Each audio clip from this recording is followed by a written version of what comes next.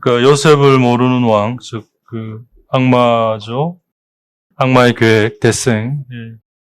부분 지난 시간 하다가 그래서 악마는 우리가 생각하는 것보다 한편으로는 우리보다 월등하지만 또 다른 한편으로는 정말 우리보다 훨씬 못한 그런 어떤 존재라는 거.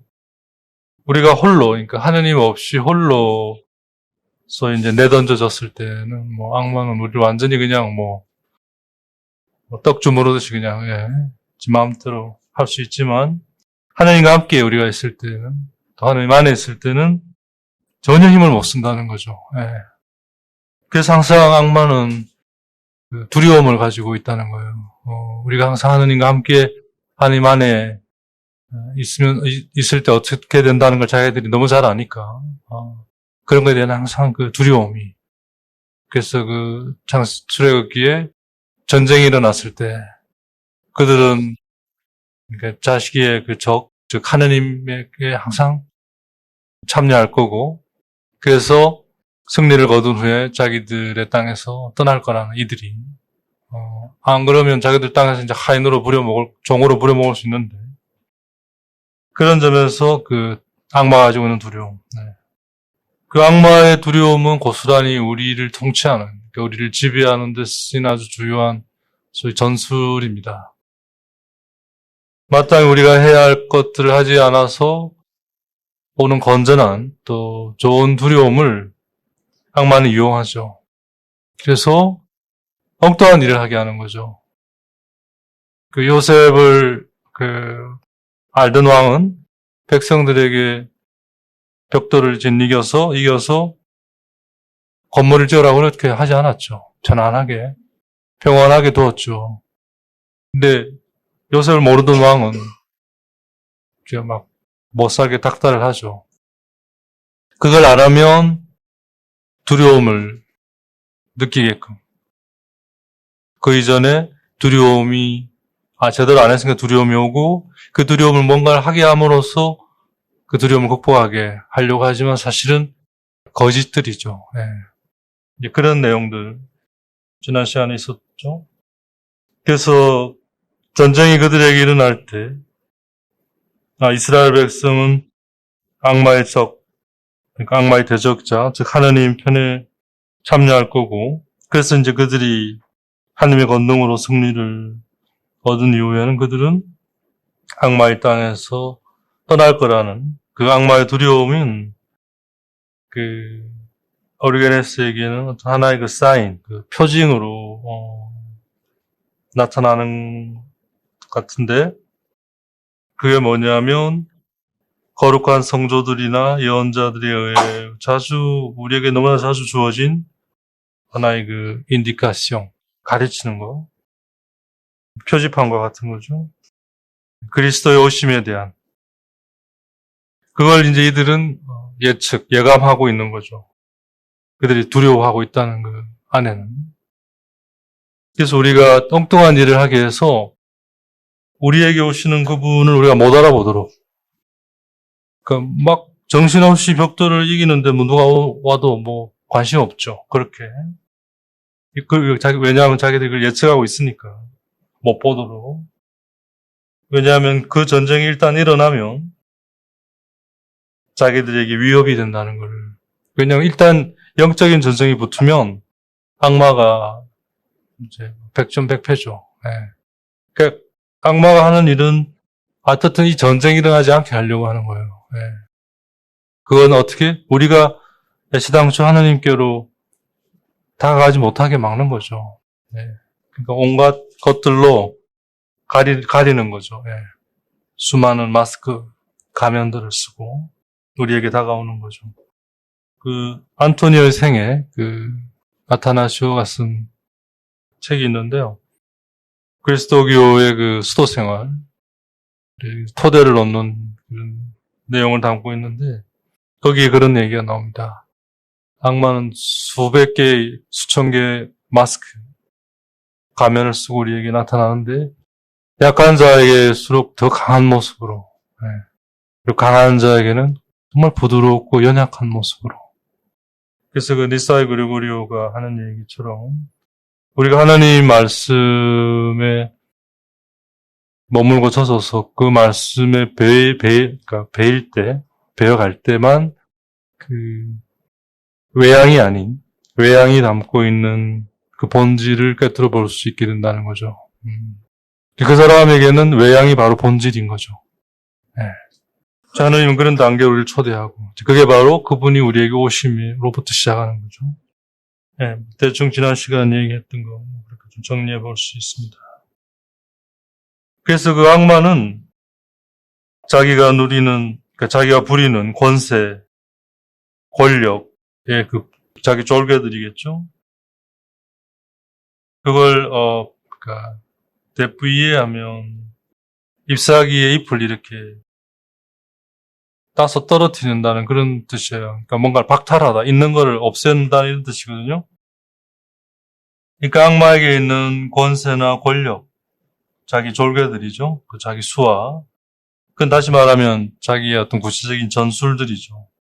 그걸 박탈할 수 있고 주저하지 않고, 그러니까 머뭇거리지 않고 아주 단호하게 그들을 물리치고 제압함으로써 승리를 거둘 수 있고, 그럼으로써 그들을 십자가의 나무에, 그러니까 십자가에 꼼짝 못하게 못 박아 매달을 수 있는 분의 그 오심을 그들은 항상 예감하고 있다는 거예요. 그러니까 우리 마음 안에 그분이 그분의 그 권능으로 오지 못하도록 막을 수는 없고, 악마가 언제나 오시지만 그 온 그분을 우리가 못 알아보도록 계속 현혹을 시킨다는 거죠. 네. 여기서 그 악마가 그분의 오심을 예감하면서 두려워하는 근본 이유는 그분이 자기들의 그 근본적인 것들을 완전히 탈탈탈 털어버릴 수 있는, 그러니까 완전히 뺏을 수 있는 그런 힘. 아주 주저하지 않고 단호하게 물리칠 수 있는 힘. 저 바주카 마카 이렇게 이런 거 없이 그냥 악마의 경우는. 그래서 출애굽기 1장 11절에 부역 감독, 그 공사 감독들을 그들을 이스라엘 백성들 위에 머리 위에 세웁니다. 그래서 그 공사 감독들은 이스라엘 민족들로 하여금 백성들로 하여금 육신의 작업, 영의 작업이 아니라 레저브르 들라쉐, 육의 작업을 배우도록 force, 강제시키는 거예요. 불러다 놓고. 그러니까 이스라엘 백성은 이런 상태라 보면 돼요. 자기가 지금 어떤 상태에 있는지를 잘 몰라요. 그러니까 하느님 안에 있는 거에 얼마나 행복하고 좋은 건지 그렇게 살아왔는데, 요셉을 알던 왕 시절에는 근데 그게 뭘 뜻하는 거였는지 몰랐던 거죠. 그러다가 이제 요셉을 알지 못하는 왕이 들어서면서 이제 막 힘들어진 그들에게 이제 공사방독을 세워놓고 일을 해라. 그게 바로 뭐냐면 육의 일을 배우도록 공사감독으로 하여금 강제시킨, 공사감독들로 하여금 쟤들에게 육의 일을 하도록 가르쳐라. 그러니까 얘들은 이스라엘 백성 입장에서는 뭐가 뭔지 모르는 거죠. 이게 육의 일인지 영의 일인지, 자기들이 지금까지 해온 게 영의 일인지 그것조차도 모르고 있는 거죠. 육의 일이란 아까도 얘기했습니다만 하나님의 일이 아닌 걸 말합니다. 그러니까 탈출기를 놓고 보면 언제 하느님이 이스라엘 백성에게 벽돌을 이겨서 나를 위한 집을 지어라 하지도 않으셨고, 다음에 나옵니다만 애가 태어나면 남자애들은 죽이고 여자들은 살리고 그런 말도 없어. 요셉을 알던 왕 시절에는 그런 게 전혀 없었던 거예요. 그냥 평화와 충만함이 있었던 거죠. 그런데 평화와 충만함이 지속되면 인간의 어떤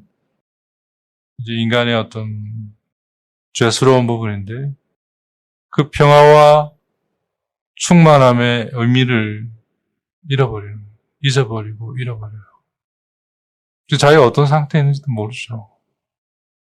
그 상태에 이를 때 요셉을 모르는 왕이 왕으로 들어서는 겁니다. 즉 악마가 오는 거죠.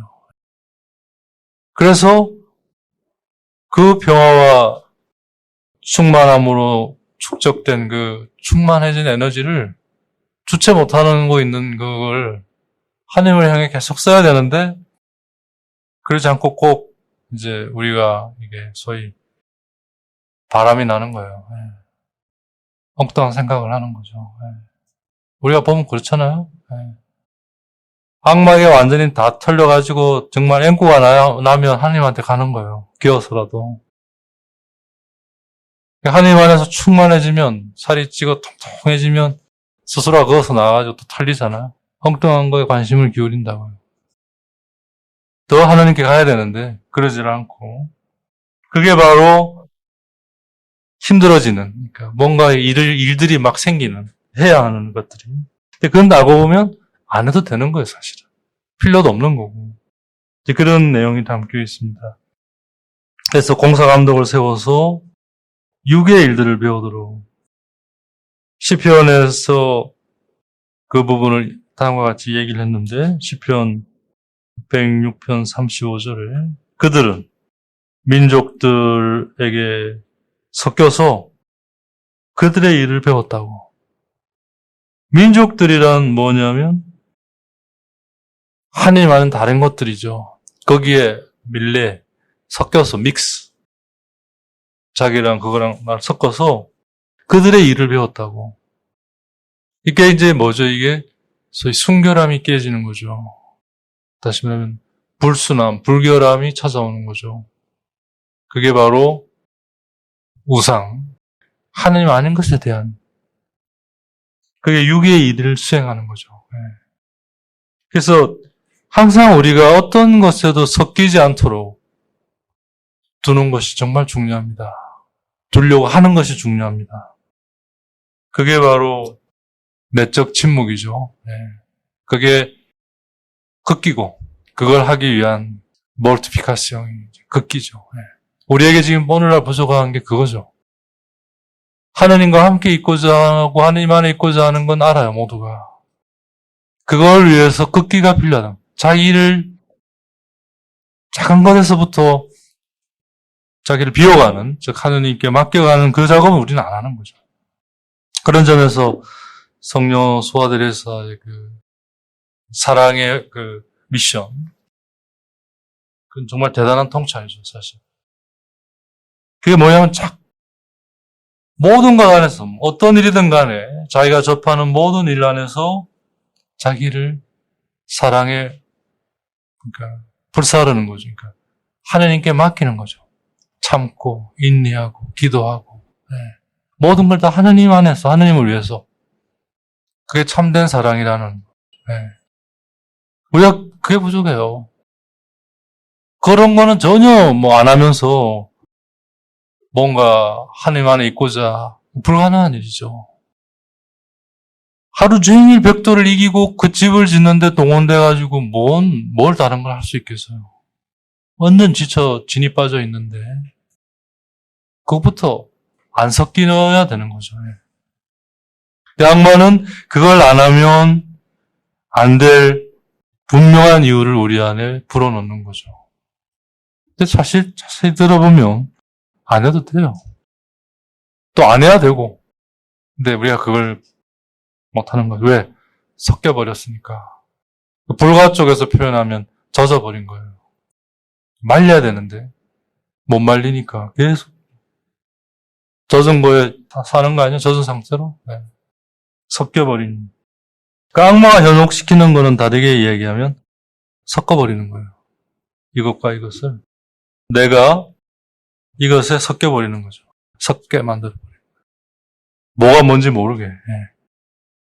그런 점에서는 대단한 선수죠, 선수.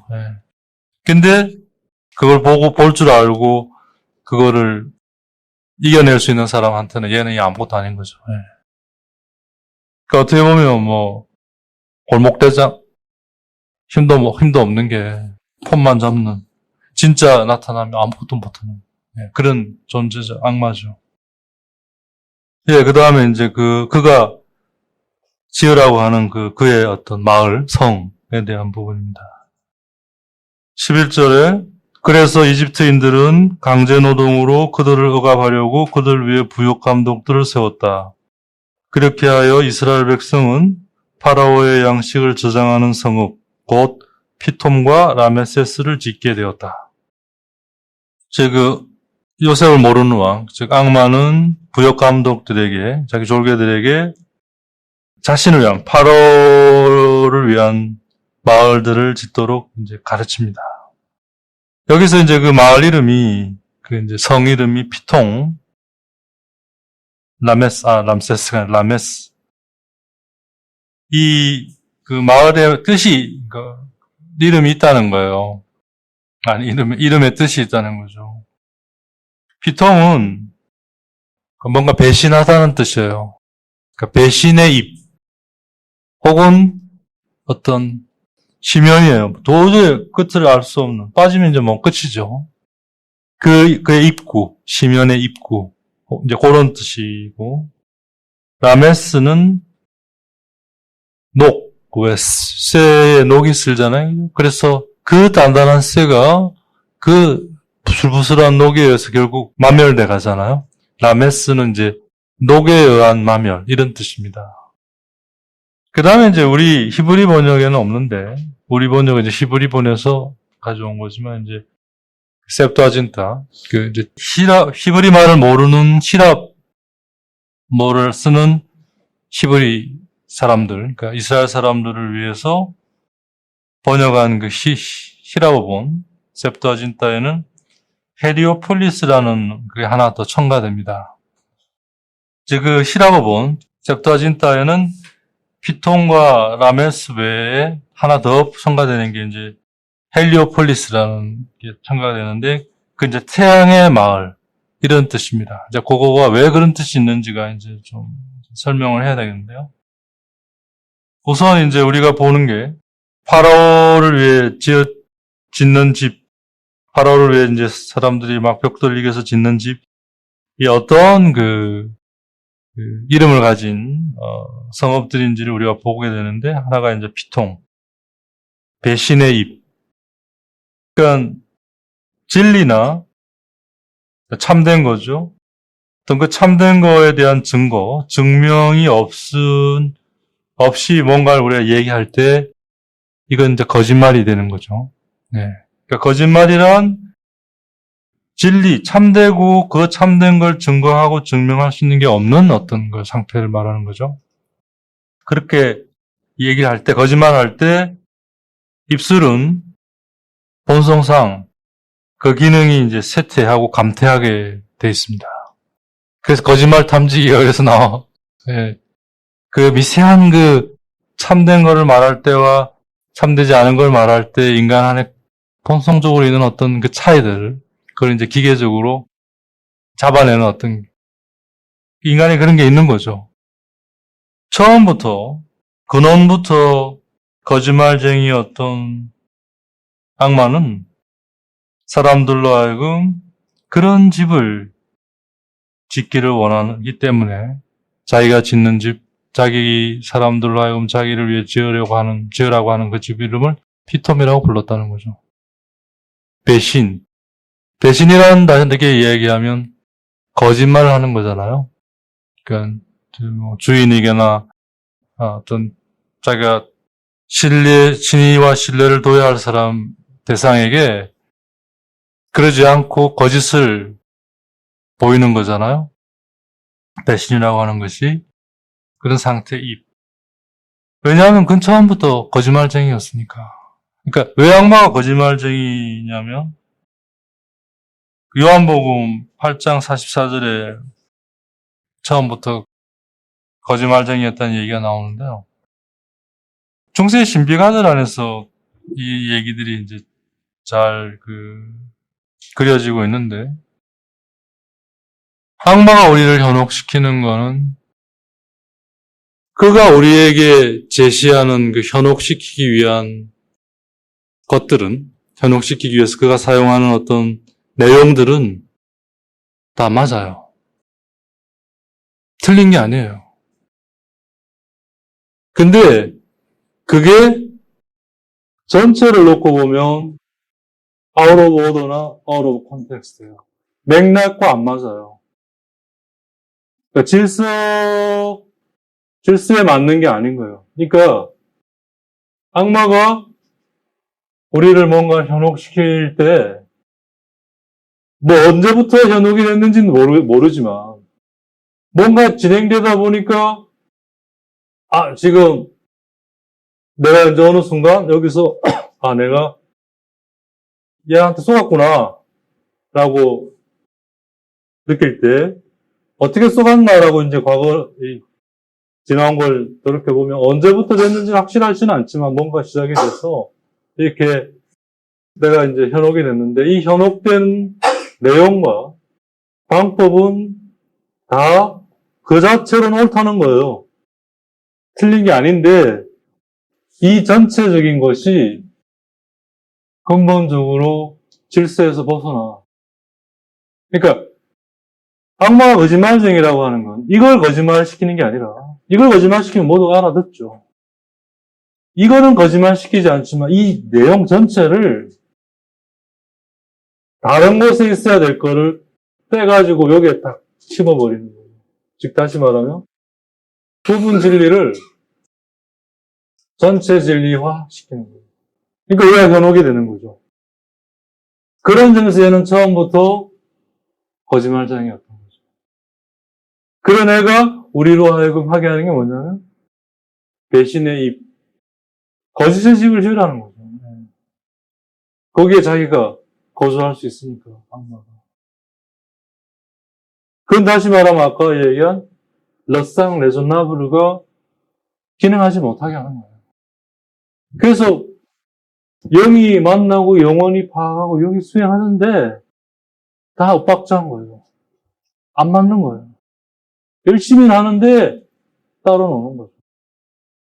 왜 운동선수마다 근육이 다 다르다잖아요. 수영할 때 쓰는 근육과 배구할 때 쓰는 근육, 테니스 할 때 쓰는 근육이 다 다릅니다. 그러니까 맨날 그 운동을 하는 사람에게는 그 근육이 익었기 때문에 힘들지 않은데 다른 운동을 하면 힘들어요.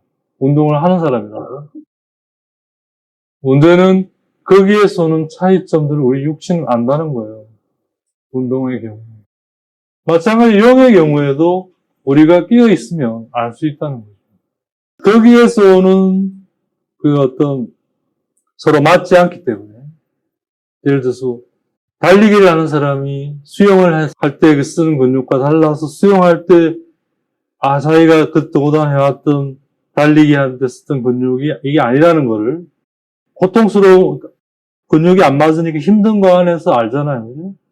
그 일종의 그 차이, 어떤 갭, 이걸 통해서 뭔가를 알아내잖아요. 그죠?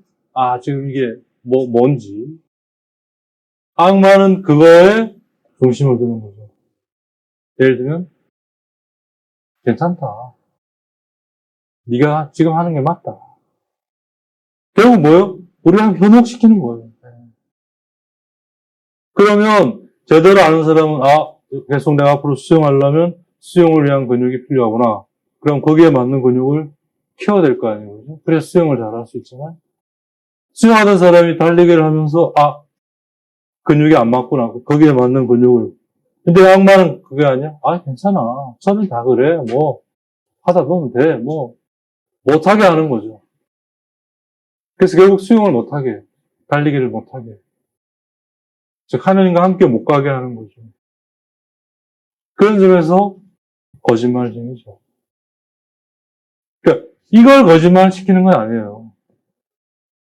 이 전체를 하는 것 자체가 거짓말이 되고 우리가 여기면 본벌이 당하는 거죠. 이걸 알 길은 다른 방법이 없어요. 기도하면서 주님과 얼마만큼 내가 하나 되어 있는가. 그래서 내 안에 계신 주님이 여기에 대해서 이 차이를 주님이 느끼시는 거죠, 내 안에서. 그게 생생하게 내 안에 전해지면서, 지금 이게 아니다. 그렇게 우리가 찾아가는 거예요. 그러니까 그분이 하시는 건 모든 거예요.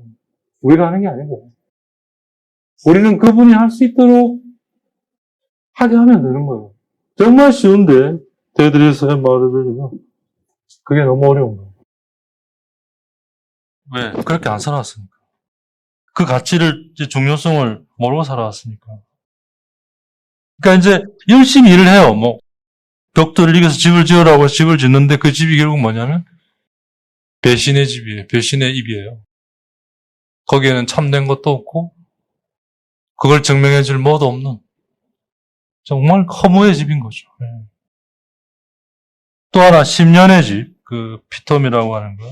심연은 파멸의 장소이며 죽음의 장소입니다.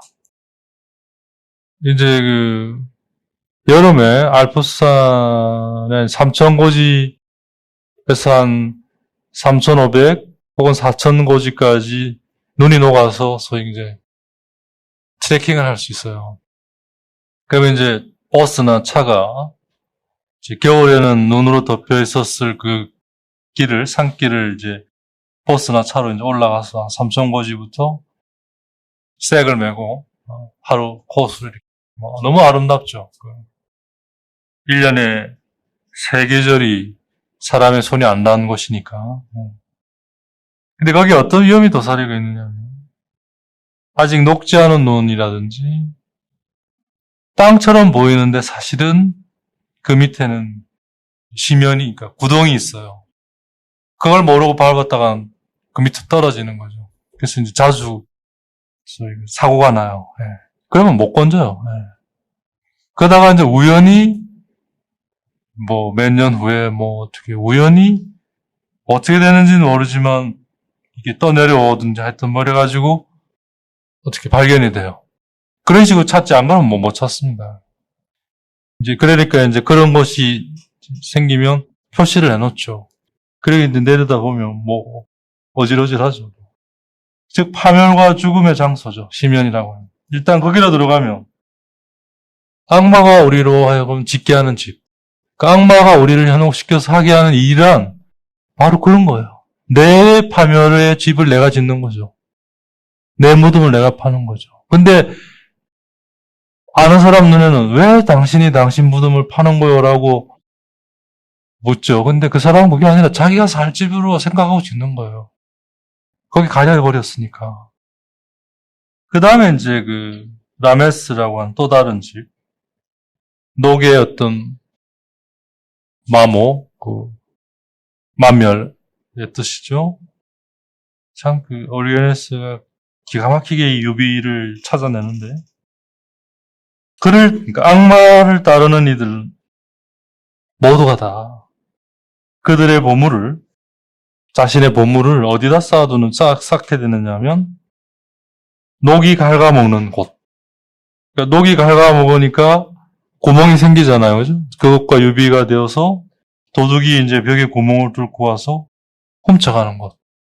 마태복음 6장 19절에 나오잖아요.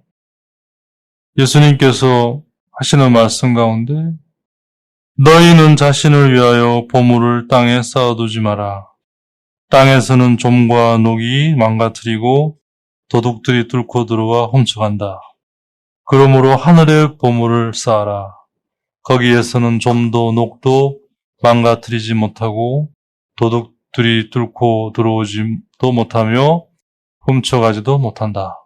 사실 너의 보물이 있는 곳에 너의 마음도 있다. 즉 악마를 따라가면 열심히 하긴 하는데 거기에는 녹이 쓸고 좀이 쓸어서 내게가 못 되는 거예요. 이 얼마나 고엘렛의 말을 빌면 얼마나 이 허무한 거예요. 거기에서 듣지 마라. 쌓아두지 마라. 좀도 녹도 쓸지 않는 도둑이 뚫고 들어와서 훔쳐가지도 못하는 하늘에 쌓아두어라. 악마가 우리에게 하는 건 아니라는 거죠. 지금 거기에 네가 살 집이고, 근데 그 집이 보면 거짓의 집이고 나의 파멸, 나의 죽음의 집이고 우리가 그걸 모르는 거죠. 네, 여기가 이제 히브리 본까지 그 얘기고, 이제 히랍어 본에는 거기에 아까 이야기한 헤리오폴리스. 헤리오 하면 태양이라는 뜻입니다. 히랍 말로. 폴리스 하면 뭐 도시, 뭐 성, 이런. 태양의 성, 이런 뜻인데, 히랍어 본에는 이게 하나 더 첨가가 됐어요. 그 태양의 성이란, 이제 여기서 조금, 설명이 필요한데, 신비적 의미로, 피규러티브하게 보면, 지성을 뜻하는 거예요. 인텔렉트, 즉, 이 부분을 뜻하죠.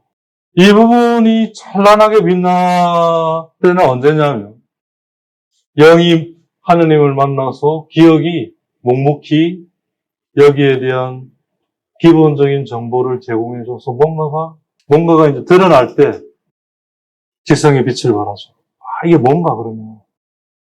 근데 지성은 이거 온전히 다 파악하지 못해요.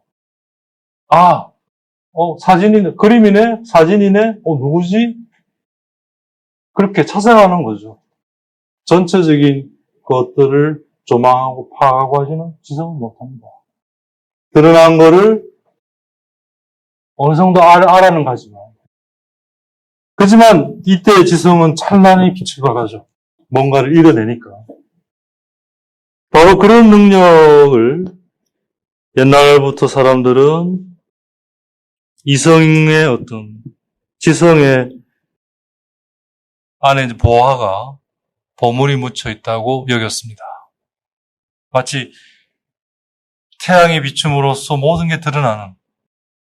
태양이 비추기 전에는 아무것도 안 보였는데 태양이 비춤으로써 모든 게 드러나는. 그 드러난 거를 지성이 파악하는 거죠. 근데 이제 우리가 여기서 놓치지 말아야 할 거는 빛이 비춰지고 뭔가가 드러나지 않으면 지성은 아무것도 못하는 거예요. 그걸 제대로 비춰주고 제대로 드러나게 할 때 지성이 제대로 역할을 하는 거지, 제대로 비춰지지도 않고 제대로 드러나지도 않은 데서 지성이 뭔가를 역할을 한다면 그때 지성은 엉뚱한 걸 할 수밖에 없죠. 그 자체는 하지만 내용적으로는 엉뚱한 게 되는 거죠. 아무튼 이렇게 태양의 성이라고 불리는 이 부분은 저희 상징적으로 지성을 뜻하고, 지성은 바로 그러한 인간의 안에 그 어떤 보물과 같은, 그게 이제 당시 사람들의 어떤 사고방식이었습니다. 그게 이제 오늘날도 지속되고 있죠. 그래서 떠오르는 태양이 졌다가 태양이 떠오르면서 그게 이제 그곳이 뭐냐면 태양의 성이죠. 거기에서 빛이 쫙 이제 비춰지면서 모든 게 밤새 밤 동안에 감추어졌던, 숨겨졌던 것들이 명확하게 태양이 떠오르면서 태양의 성이 세워지면서 드러나는 거죠. 그래서 각각의 것들을 특징적으로 알아볼 수 있는 거죠. 특히 더더욱이 지성이 관심을 가지고 있는 부분에 대해서는 더더욱이 더 이런 뜻을 가지고 있어요. 근데 이 태양의 성은 악마를 추구하며 가면서 짓게 되는 태양의 성은 고린도후서 11장 14절에 나오는 말씀. 그러나 놀랄 일도 아닙니다. 사탄도 빛의 천사로 위장합니다. 그러니 사탄의 일꾼들이 의로움의 일꾼처럼 위장한다 하여도 이상한 일이 아닙니다. 그들의 종말은 그들의 행실대로 이루어질 것입니다. 즉 빛의 천사로 가장된 그러한 것 안에서 결국 뭐죠? 처음부터 거짓말쟁이였던 악마, 그 거짓의 이름으로 우리의 지성까지 넘보는 거죠. 즉 뭐냐면 태양이 이제 졌어요. 그러니까 캄캄해서 아무것도 안 보이죠. 그러다 이제 태양이 떠오르면서 모든 게 보이고 그 차이들, 구체적인 차이들을 특징적으로 파악하고 특히 관심 있는 거는 더 이렇게 이제 우리의 인식이 사물과의 관계가 형성이 되는데, 악마가 하는 일은 뭐냐면 태양이 떠오르는 그 자체를 막을 수는 없죠. 그러면 그 태양의 태양을 우리가 받아들이는 데 있어서 우리가 태양을 받아들일 때 의식을 하지 않지만 우리가 할 수 있는 한 받아들이죠. 우리로서는 100% 받아들입니다. 하여튼 그렇게 합당하게 받아들이죠. 그 부분에 대해서 악마는 소위 조작을 하는 거, 매니플레이션을 하는 거죠. 그러니까 태양을 온전히 받아들인다고 하는 건 태양 앞에 있으면 눈이 부셔서 어떨 때는 아주 아이러니한 역설적인 상황인데 강렬한 빛 안에서 우리가 오히려 캄캄함을 느끼잖아요. 빛 안에서도 어둠이 있는 거예요, 사실은. 우리가 십자가에서 성령이 얘기하는 어두운 밤의 얘기도 그런 부분을 담고 있는데 그럴 때 우리는 자연스럽게 우리에게 맞게 뭔가를 조절하려고 하죠. 그런 부분에서 악마는 빛의 천사로 가장해서 우리에게 오는 거예요. 그래서 거기에 뭔가 결함이 생기도록 하느님의 것이 예를 들어서 수치를 제공할 수는 없지만 예를 들어서 한 70이라고 칩시다. 그 빛의 강도를 우리가 받아들이는 게 적합한 게. 근데 얘는 그걸 통해서 50이나 한 40 이런 식으로. 그래서 일단 흠이 가게 만드는 거죠. 그래서 드러난 것들은 그럼 흠이 간 거 안에서 드러난 거니까 또 더 흠이 있잖아요. 그죠? 거기에 지성이 활동을 하게 하는 거죠. 잘못 비추고 그런 게 아닌데 우리가 잘못 받아들이고 잘못 품어서 잘못 생각하게 만드는 거죠. 그래서 마치 그게 원래 그렇냐 착각하게 만드는 거죠. 그게 이제 태양의 집을 지으라고 히라 부분에서 얘기하는 그 뜻인 겁니다. 그래서 하느님을 만나기 위해 하느님께서 우리를 만들어주신 우리 안에 내재된 소위 우리의 하느님을 닮은 부분 거기에 악마가 미리 가 있는 거죠. 그 자리를 미리 선점해서 그가 우리 영혼을 거기에서 차지하고 있는 거죠. 하나님이 당신과 만나도록 하기 위해서 만드신 우리에게 창조해 주신 이 부분에 하나님이 계셔야 되는데 하나님이 아닌 악마가 이 자리를 선점하고 딱 기다리고 있는 거죠. 하나님으로부터 딱 만나서 뭔가가 이루어지면 거기에 왜곡을 시작시켜요. 여기까지도 못 가겠고 그게 빛의 천사로 가장해서 그러니까 어떻게 악마가 선점한다는 거는 그만큼 내 거로 차있다는 거예요. 왜냐하면 내 거 안에 악마가 자리 잡고 하느님 안에 악마는 자리 잡을 수 없죠. 악마가 자리 잡을 수 있는 유일한 곳은 우리 같은 각성의 것입니다. 그걸 통해서 여기를 선점하고 있는 거예요. 그래서 하느님으로부터 오는 것들을 애들이 우리로 하여금 못 보고 제대로 감지 못하도록 엉뚱한 걸 하도록 그게 다 더더욱이 이것조차도 하지 못하도록 그게 자기 감독들에게 자기를 위한 집을 이스라엘 백성들과 지으라고 하는 내용들. 하느님이 이 자리를 차지하셔야 되는데 그 자리에 악마가 선점하고 있는 거예요. 왜? 우리의 것에 묻을 수 있습니다. 내적 침묵이랑 걷기랑 결국은 나를 비워가는 거예요. 내가 비워진 만큼 악마는 이 자리에 선점 못하는 거예요. 그만큼 하느님이 이 자리를 차지하시는 거고 그만큼 나는 더 온전하게 순결하게 여기에 참여할 수 있는 거예요. 그러니까 이 결과물들이 더욱더 소위 순도에 있어서 필 때 순결함에 있어서 차이가 있는 거죠. 이걸 한다는 것 자체가 중요한 게 아니라는 거예요. 이걸 하기 시작하면 이제부터 얼마나 그 순도를 올리는 거예요. 순금 99.9% 100%의 순금까지 가도록.